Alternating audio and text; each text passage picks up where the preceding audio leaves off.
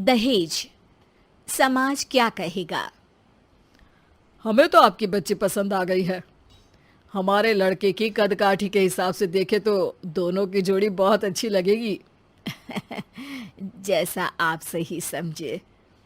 बेटा योगेश, तुम दोनों को अगर टाइम चाहिए तो आपस में अकेले में कुछ बात कर सकते हो। हम बाहर चले जाते हैं। जी पिताजी, जैसा आप कहें। योगेश और सविता को अकेले वक्त देकर सब वहां से चले जाते हैं। चाय कैसी लगी? चाय भी अच्छी लगी और आप भी। सच में? हाँ, मैंने तो फोटो देख के ही हाँ बोल दिया था। मुझे भी आप अच्छे लगे। आपको कुछ पूछना हो तो पूछ लीजिए, जैसे खाना बनाना आता है या नहीं, घर के क्या क्या काम कर लेती हूँ, वगैरह वगैरह। वो तो मेरी माँ आपकी माता जी से पूछ ही लेंगी।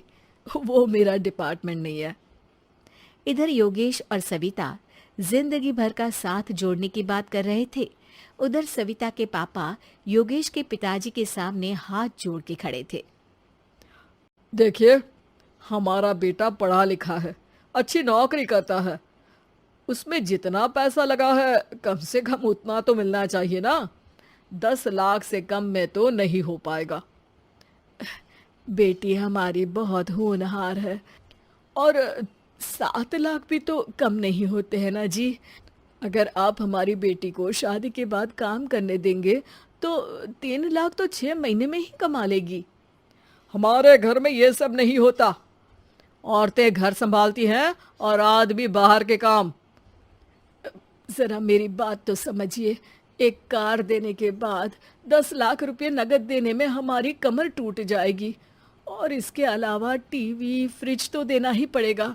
शादी की तैयारियां, मेहमानों की पूछ परख, बारातियों का स्वागत। बेटी की शादी में बाप पर बहुत दबाव होता है जी। देखिए, हमारा बेटा कोई दुकान में रखी चीज़ नहीं है जिसके ऊपर हम भाव ताव कर सके और आप उसे कम दाम में खरीद लेंगे। 10 लाख से एक भी रुपया कम नहीं होगा। ठीक है, जैसा आप कहे जी, पर आधा पैसा अभी और आधा कन्यादान के वक्त दे देंगे। अरे, इसमें भी किश्त मांग रहे हैं आप? हमने तो सोचा था कि अच्छा परिवार होगा आपका। अच्छा ही परिवार है देवनाथ जी, पर पैसों की थोड़ी तंगी है ना, वरना सब ठीक ही है हमारे परिवार में जी। देवनाथ वहां से अपने बेटे योगेश को लेकर चले जाते हैं और कुंडली मिलवाई जाती है। 36 में से 32 गुण मिलते हैं। जल्द ही शादी का मुहूर्त भी निकल आता है। अब कन्या को बुलाइए। आओ बेटी, यहाँ बैठो, योगेश की बाई और। मंत्रोच्चार शुरू करते हैं। मंगलम भगवान विष्णु मंगलम गरुड़ध्वजा मंगलम। सविता के पापा सविता और योगेश के बीच में जाकर बैठ जाते हैं। बेटी, तेरी माँ को यहाँ बैठना था, पर तेरी विदाई नहीं देखना चाहती होगी शायद, इसीलिए पहले ही चली गई।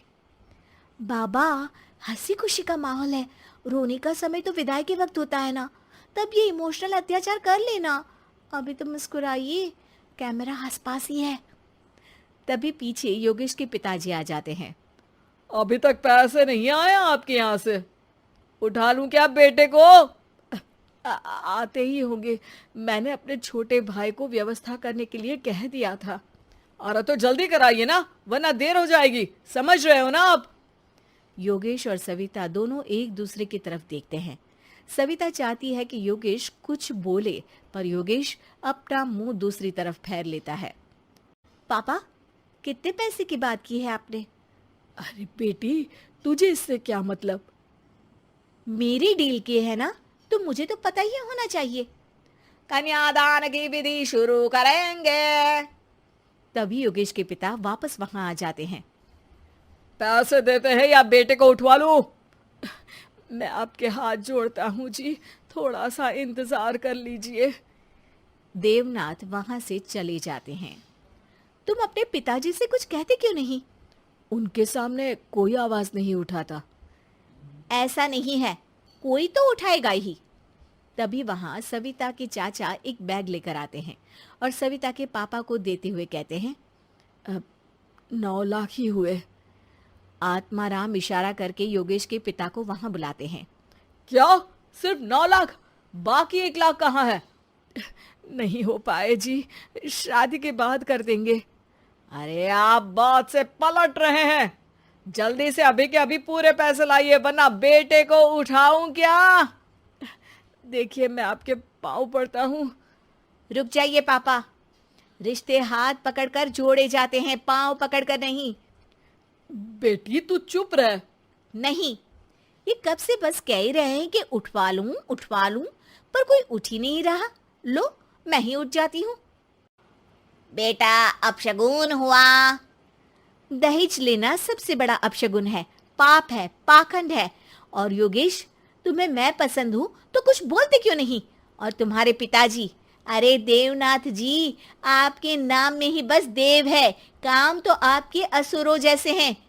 पर गलती आपकी नहीं, गलती मेरे पिताजी की है, जो आप जैसे लोगों को घर की दहलीज भी चढ़ने देते हैं। लेकिन एक बात साफ है, मैं आपके घर की दहलीज कभी नहीं चढ़ूंगी। अरे बेटा, समाज क्या कहेगा? यही कहेगा कि सविता के भीतर की माँ दुर्गा जाग गई थी, जिसने पापा के खिलाफ, गलत के खिलाफ आवाज उठाई। आसपास के लोगों ने जोरदार तालियां बजाई। समाज की तालियों से पता चला कि समाज क्या कहेगा। समाज ने सविता की बात को स्वीकार भी किया और उसको अपने सर आंखों पर भी बिठा लिया। सविता के पिता में हिम्मत जागी और उन्होंने कहा, देवनाथ जी, आप कह रहे थे ना बेटे को उठा लूं क्या? उठा लीजिए। हमारी बेटी को आपका लड़का पसंद नहीं है और हमें आप